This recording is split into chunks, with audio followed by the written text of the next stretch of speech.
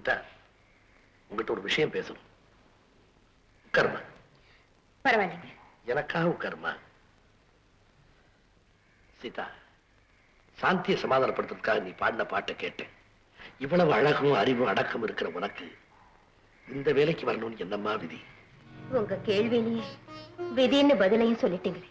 ஏம்மா, ஏன் அப்படி சொல்ற?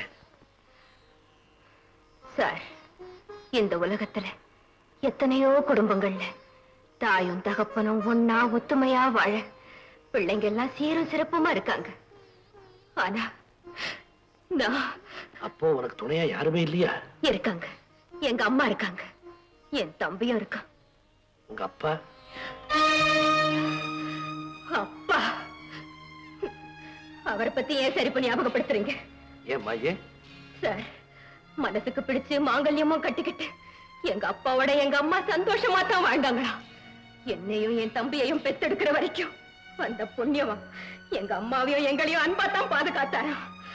ஆனா ஆனா சம்பாதிக்கிறேன்னு எங்களை எல்லாம் விட்டுட்டு எங்கேயோ ஓடி போனவன் திரும்பி வரவே இல்லை. எங்க இருக்கேன்னு சொல்லவே இல்லை. எட்டி கூட பார்க்கல.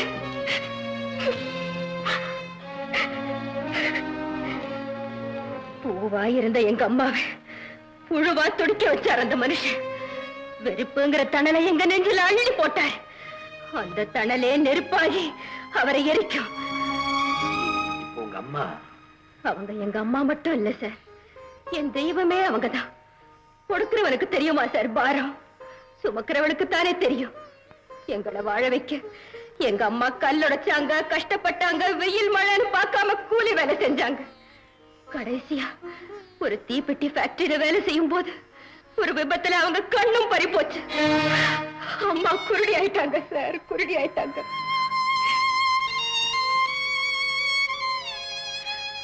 ஏன் சார் என் கதையை சொல்லி உங்களே அழ வச்சுட்டேன்ல? இல்லம்மா சீதா, நீ சொன்னது கதை இல்லம்மா. எங்கெங்கேயோ ஒவ்வொரு வீட்லயும் நடக்கிற வரலாறு தான்.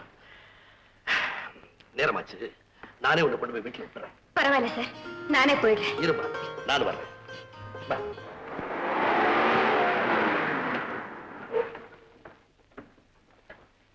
வாங்க சார், வாங்க. இதான் சார் எங்க வீடு. வாங்க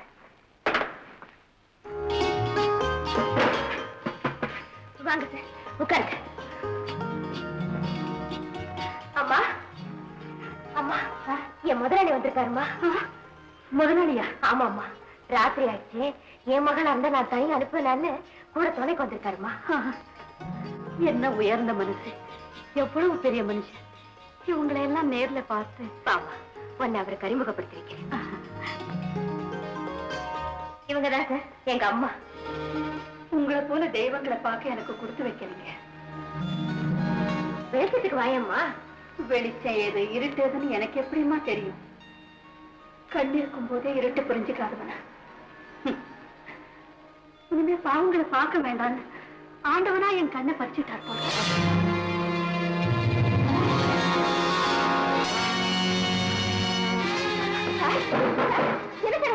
அம்மா, கொஞ்சம் தண்ணி கொண்டு வாயே. டிரைவர், சீக்கிரம் வா.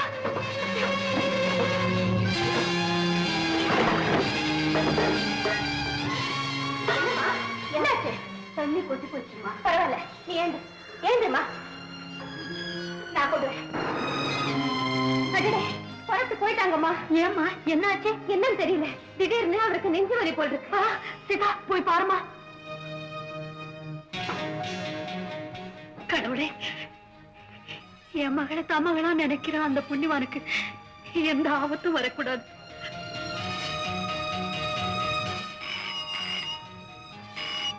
ஹலோ, யாரு? அப்பாக்கு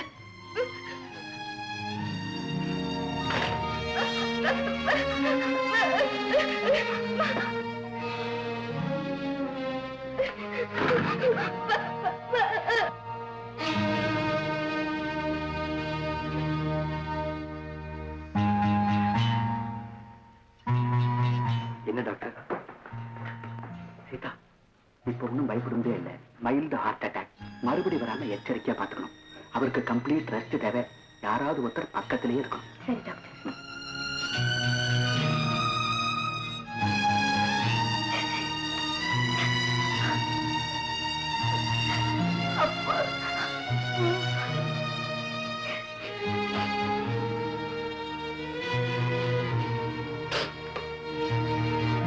நான் போய் டாக்டருக்கு ஃபோன் பண்ணிட்டு வரேன்.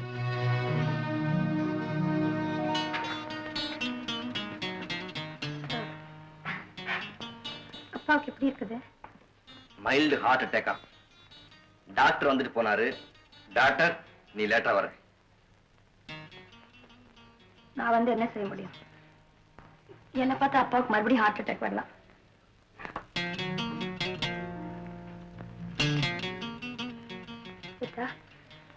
அப்பா ஜாகிரதை பார்த்துக்கோ.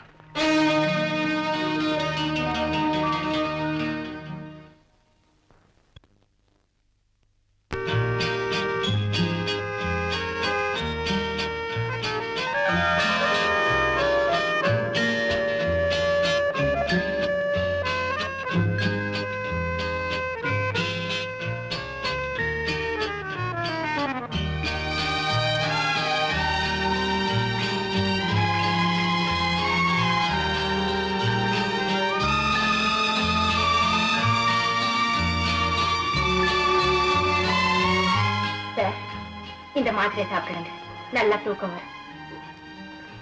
நான் தூங்கினாலும் என் மனசுல இருக்கிற கவலை தூக்கணுமா? பேசக்கூடாதுன்னு டாக்டர் சொல்லியிருக்காரு.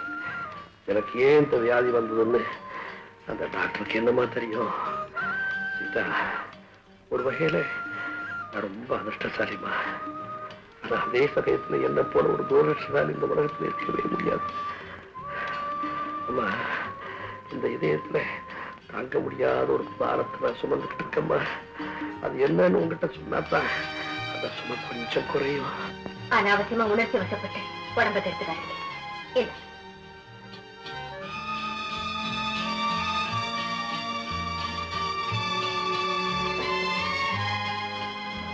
சீதா, நீ சாப்பிடுமா? எனக்கு எதுக்கு சார்? நீ என் பொண்ணு மாதிரிமா. என் திருப்தியா சாப்பிடு.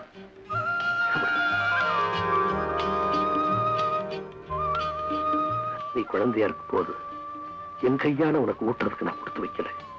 இப்ப ஊட்டுறதுக்கு வாய்ப்பு கிடைச்சும் நான் தான் உங்க அப்பன்னு சொல்லிக்க முடியலையே. You are perfectly all right, Mr. Dharmalingam. அதை தான் நினைச்சு அனாவசியமா worry பண்ணிக்காதீங்க. Thank you, doctor. No. Thanks சீதாவுக்கு சொல்லுங்க. ஒரு பெத்த மக கூட செய்ய முடியாத அளவுக்கு ராப்பகலா பாடுபட்டு கண்ணும் கருத்துமா உங்களை பாதுகாத்தாலே சீதா, அவளுக்கு இதுல பெரும் பங்கு உண்டு. என்னுடைய ஃபீஸ்ல பாதியை நான் சீதாவுக்கு கொடுக்கலான்னு இருக்கேன். என்ன சீதா?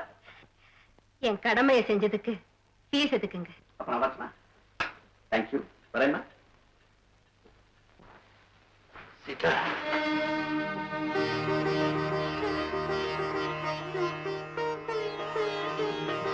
கர்மா. சீதா, அடிக்கடி வீட்டுக்கு போய் உங்க அம்மாவையும் கவனிச்சுக்கிறது இல்ல? சீதா, இப்ப நான் ஒரு புது பிறவி எடுத்திருக்கேன். ஒரு புண்ணிய காரியத்தை செய்யணும்னு நினைக்கிறேன்.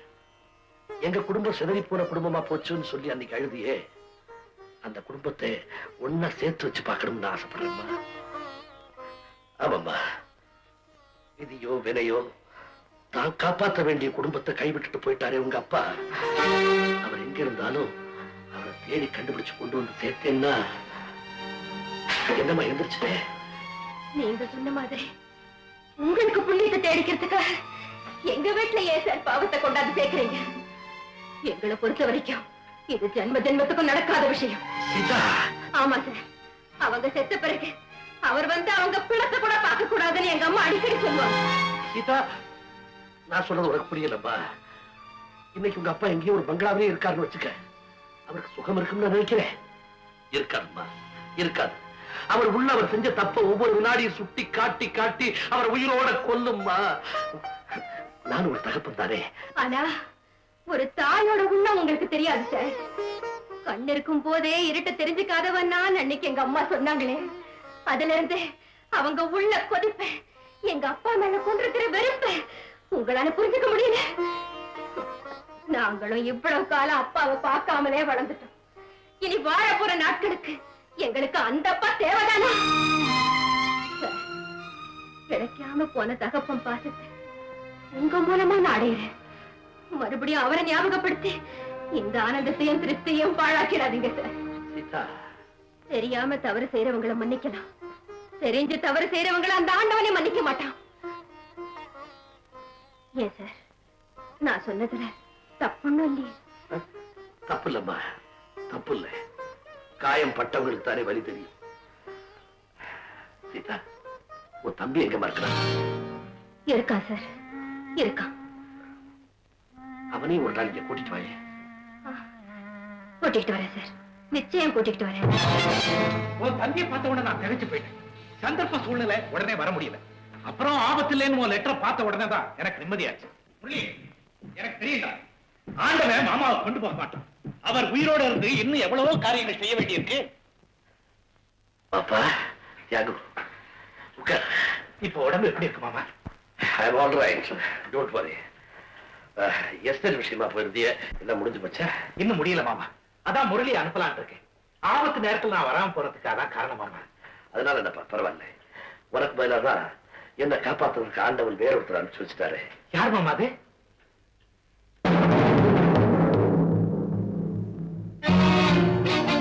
சீதா, வாம்மா. தியாகு, சீதா மட்டும் இங்க வரலன்னா இந்த மாமாவை நீ உயிரோட பார்த்திருக்கவே முடியாதுப்பா. சீதா, இதான் தியாகு, என் பிள்ளை மாதிரி. இந்த வீட்டிலேயே வளர்ந்தவன். சத்தியம், நேர்மை, ஒழுக்கம் இதெல்லாம் ஒண்ணா சேர்ந்ததுதான் தியாகு. இந்த வீட்டுல எனக்கு என்ன அதிகாரம் உரிமை இருக்குதோ அத்தனை தியாகுக்கும் உண்டு.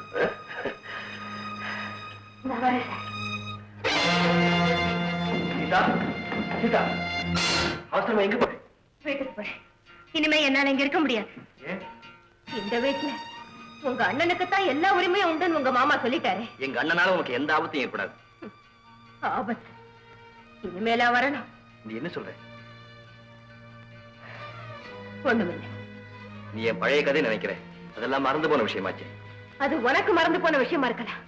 ஆனா பாத்தியா பாத்தியா, வெறுப்ப நீ தான் வளர்க்கிற. வளர்க்க வச்சுட்டாருன்னு எனக்கு தான் தெரியும். பாத்தீதா, அந்த ஊம குழந்தை சாந்திக்காகவும் உன்னையே நம்பிக்கிட்டு இருக்கிற மாமாவுக்காகவும் நீ நிச்சயம் போகக்கூடாது. இந்த வீட்டுல தான் இருக்கணும். பிளீஸ்.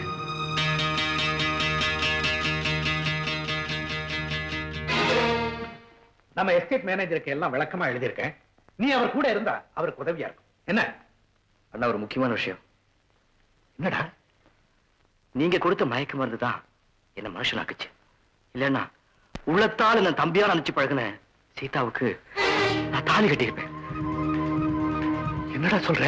அண்ணா, என்னை காப்பாத்துறதுக்காக நீங்க நிச்சயம் பண்ண கல்யாணத்தை அவளா தடுத்து நிறுத்தினா? இல்ல. காதல் கருதாசி எனக்கு அவளா எழுதுனா? இல்ல. இந்த சம்பந்தம் கூடாதுன்னு பெண் வீட்டுக்காரர்களுக்கு அவளா லெட்டர் எழுதுனா? இல்ல. அத்தனையும் நான் தான் செஞ்சேன். கையெழுத்து போட்டதை வச்சு அவ தலையெழுத்தையே மாத்தி சீதாவுக்கு நான் எவ்வளவு பெரிய துரோகம் செய்ய இருந்தேன். அண்ணா, உங்களால சீதாவுக்கு ஏதாவது நல்லது செய்ய முடிஞ்சா ரொம்ப சந்தோஷப்படுறேன்.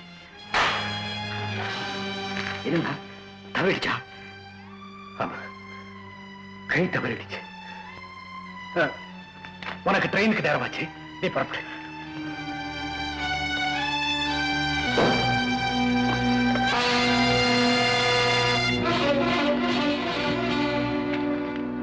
முரளி,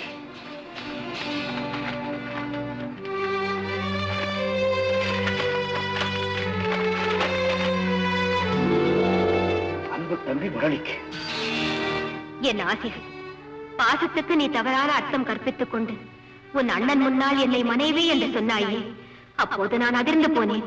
அந்த குழப்பத்தை சமாளிக்க என்னால் கதறத்தான் முடிந்தது, கண்ணீர் விடத்தான் முடிந்தது. சில சமயம் விளையாட்டுக்கு கொடுத்தும் மத்தாப்பு வீட்டையே கொடுத்து விடுகிறது. ஆணுக்கு களங்கம் அழுக்கு போல துடைத்தால் போய்விடும், பெண்ணுக்கு களங்கம் மச்சம் போல தேகம் எரியும் போதுதான் அதுவும் எரிந்து சாம்பலாகும். என் வரையில் அது ஏற்படாமல் இருக்க உன்னை நீ திருத்திக் கொள். நான் உன் அக்கா அண்ணன் சீதி.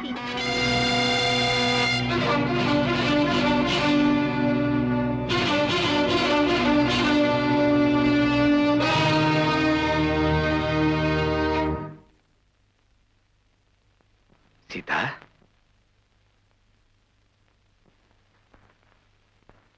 உங்ககிட்ட ஒண்ணு கேட்கலான்னு வந்திருக்கேன். இன்னும் ஏன் இந்த வீட்டுல இருக்கேன்னு கேட்க வந்தீங்களா? இல்ல சீதா, என் தவிர நான் உணர்ந்துட்டேன். நீ எழுதின லெட்டரை படிச்சேன். தம்பியும் எல்லா விவரத்தையும் என்கிட்ட சொல்லிட்டான். பாவம், எரிஞ்ச பின்னால தண்ணிய ஊத்திருக்கான். என்ன பிரயோஜனம்? எரிஞ்சது எரிஞ்சது தானே. இத பாரு சீதா, மனுஷன் தவறு பண்றது சகஜம் இல்லையா? சகஜம்தான். ஆனா தவறுக்கு அவன் தன்னையே தண்டிச்சுக்கணுமே தவிர அடுத்தவங்களுக்கு, ஒரு அப்பாவிக்கு, ஒரு ஏழைக்கு அவன் ஏன் தண்டனையை கொடுக்கணும்? விரும்பாத ஒருத்திக்கு எந்த தர்ம நியாயமும் இல்லாம இந்த தாலி கயிற பாரமா தந்திருக்கீங்களே, இதுக்கு என்ன பதில் சொல்றீங்க? சொல்ல முடியாம இந்த சுருக்கு ஒவ்வொரு நாளும் என்ன கொல்லுதே. தப்புதான் சீதா, தப்புதான். அதுக்காக நான் மன்னிப்பு கேட்டுக்கிறேன். வார்த்தை இருக்குன்னு ரொம்ப சுலபமா மன்னிப்பு கேட்டீங்க. எனக்கு ஒரு வாழ்க்கை இருக்குன்னு யோசிச்சீங்களா? நான் செஞ்சது மகத்தான பாவம் தான். அதை நான் உணர்றேன். அதுக்கு பரிகாரமா முறைய மறந்து கட்டினீங்களே இந்த மாங்கல்யம், இத முடிவா நான் பிணமா போறோம் பாருங்க. அப்போ உங்க கையாலேயே கழட்டிடுங்க. என் கடனும் தீர்ந்து போகும், கடமையும் முடிஞ்சு போகும்.